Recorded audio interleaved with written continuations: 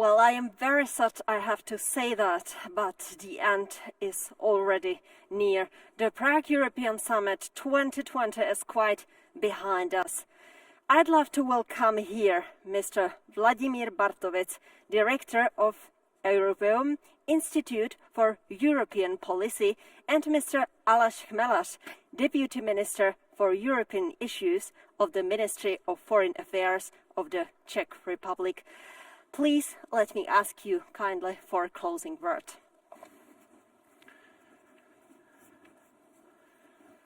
So first of all, I would like to thank all the organizers and all the participants for this very successful summit, for a two-day summit under very difficult circumstances and very difficult conditions. It is already a sixth Prague European Summit that the Ministry of Foreign Affairs was able to host, co-host and support in the past years, and it is with great pleasure that we could have been organizing this even under the very difficult circumstances that have first of all postponed the date towards this autumn date, but and also somehow shifted the debate towards a virtual debate, but still in a way a very successful, very fruitful, and also with high participation both in terms of the number of participants and also the number of viewers. So I would like to really again thank and congratulate all the organizers and all the participants for the good work done. On the substance, I think that we have also shown that the Prague European Summit has its place among the paysage or the countryside of European policy-related summits. I think that we have seen that even despite the pandemics, we can continue a substantial debate on different topics than the pandemic itself, and on the overall environment in which not just the European policy, but the world and global policy is taking place.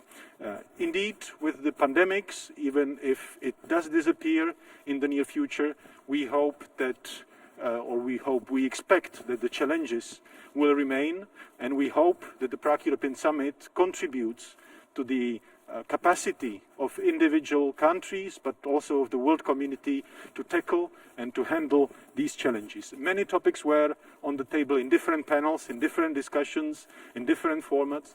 Of course, the green transition, the digital transition was planned also as the main topics of this year of Prague European Summit, somehow partially disrupted also by the pandemics. And we saw also an emerging topic, a very important topic of a renewed hope for multilateralism and also for rule of law.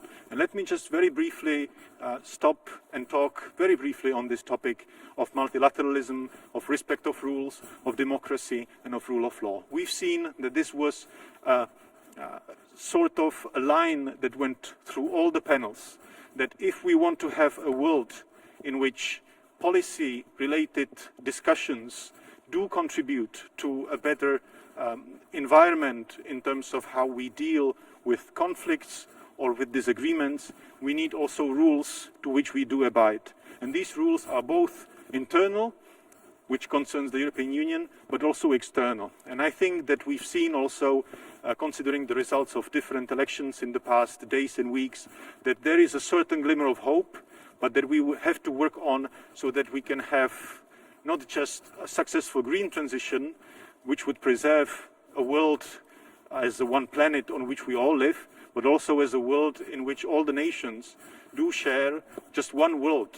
And we need to be able to rebalance with enough analytical capacity and also with policy advice. We need to rebalance the new assertive powers so that we can really have a full, let's say, agreement on how the post-pandemic, but also post-green and digital transition could work. So again, we have just one planet. We need to know how to live on this, and we need to be able to somehow balance the different interests and different opinions. And I really think that these fora are one of those that do contribute to a balancing and to creating a more comprehensive and more peaceful world. So again, thank you very much. It was very enriching, I hope, not just for the participants, but also for the viewers. And on behalf of the Ministry of Foreign Affairs, I would like to thank you and for this contribution to to a successful policy-making arena in the world. Thank you very much, Vlado, and thank you very much also all the moderators and participants for today's and yesterday's debates. Thank you very much for your important message, and Mr. Bartovic, the floor is yours. Thank you very much as well. Ladies and gentlemen, we have come to the end of the 6th Prague European Summit. This year was certainly different that anybody living can remember. It's more than 100 years since the last pandemic, and this situation of course influenced the Prague European Summit not only in terms of the format but also in terms of the content. Let me give you some statistics.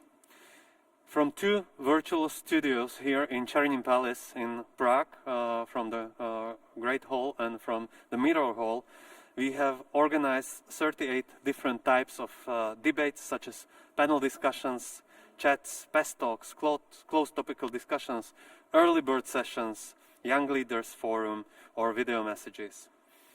I am especially proud of the fact that out of the 119 speakers, 46% were women and 44% were men. We have debated many important topics, also in very timely manner, such as the consequences of the climate change, the EU recovery, rule of law, transatlantic partnership, EU enlargement, digital green transformation, and so on. We have witnessed many strong messages, such as the one from Martina Vietrovcova, one of the young leaders, who said, "The events of this year reminded us that we cannot take our freedom and democracy for granted." Federica Mogherini said, "World changes, and it changes rapidly, and it doesn't look like it is changing in the good direction." But Margot Wallström, she stressed that just now, during the crisis, we realized how important the EU is, and that we can only be important if we stick together. But I couldn't agree more with the words of Deputy Minister Aleš Chmelar, that there was a connecting line in all the panels, in all the interventions, and it was the hope. It was the hope that Europe will get out of the crisis stronger, more resilient, more modern, and also more democratic. That solidarity in times of crisis is not distant to European countries and European people. That transatlantic partnership and multilateralism can and will get a new impetus. And that we will be able to save our nature by transforming and adapting not only our economies, but also our way of life and our way of thinking. Well, let me thank to our partners, the Ministry of Foreign Affairs, the Office of the Government, and the European Commission. Our generous sponsors, International Visegrad Fund, European Investment Bank, Hans Seidel Stiftung, Stratos Auto, City of Prague, Academy of Performing Arts in Prague. Our partners, such as Heinrich Böll Stiftung, Friedrich Ebert Stiftung, French Institute in Prague, Blažek Gras, and Forum 2000. But as always, my biggest thank belongs to our fantastic team that was able to adapt quickly to this situation. They put together a fantastic program full of interesting and inspiring speakers and navigated all of us through 2 full packed days of enriching program. I would like to thank also to our moderator, Madame Etrichova, who also navigated us through all the debates. Thank you very much. It was fantastic moderation.